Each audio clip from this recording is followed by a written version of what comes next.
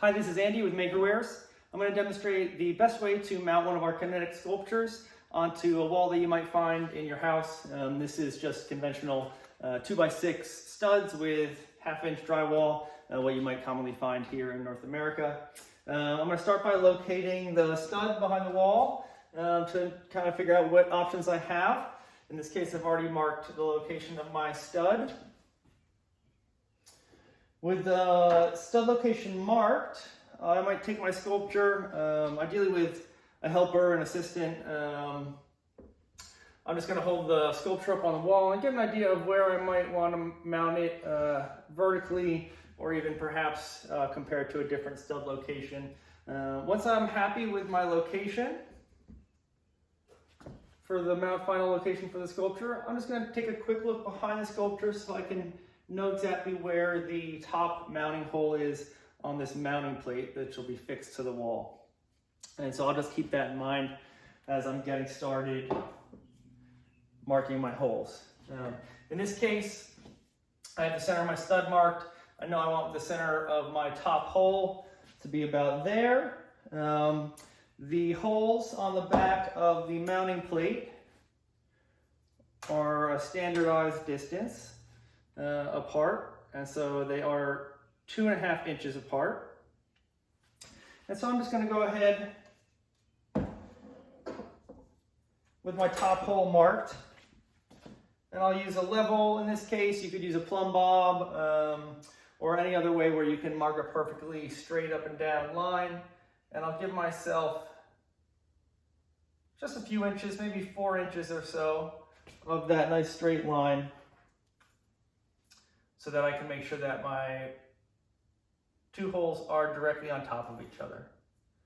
So there we go, just about a 4-inch plumb line there.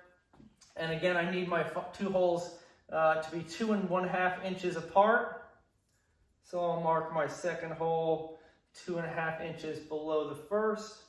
And I'll just go ahead and clean up some of my pencil marks right now before I forget. And that way I don't get confused about if I'm drilling in at the right location or something else that might be left behind on the wall.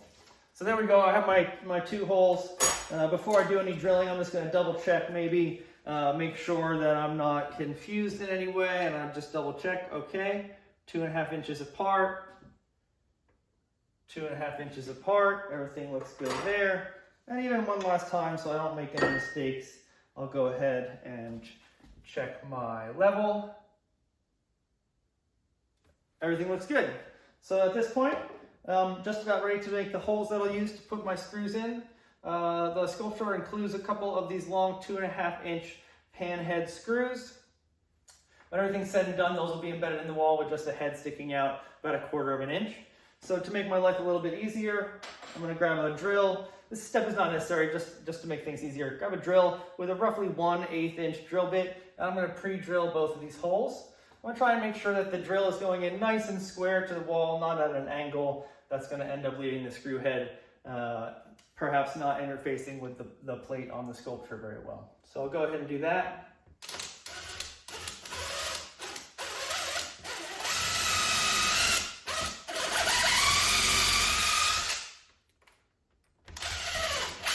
I'm feeling a little bit of resistance from the wood behind the drywall, which is what I want to feel.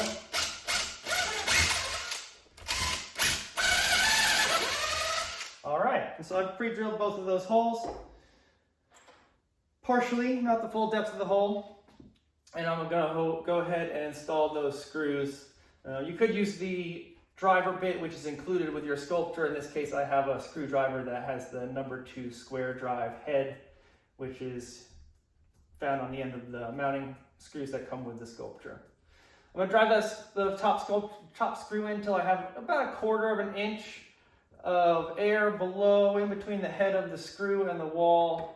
One way I can check that, which I'll do once I have the second one in, is using the sculpture itself. So I'll get my second screw in here.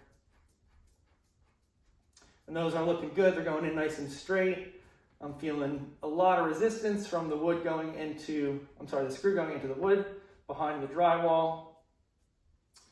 So same thing, I'm going to get my screws where they're just about 1/4 of an inch between the surface of the drywall and the back of the pan head on the screw.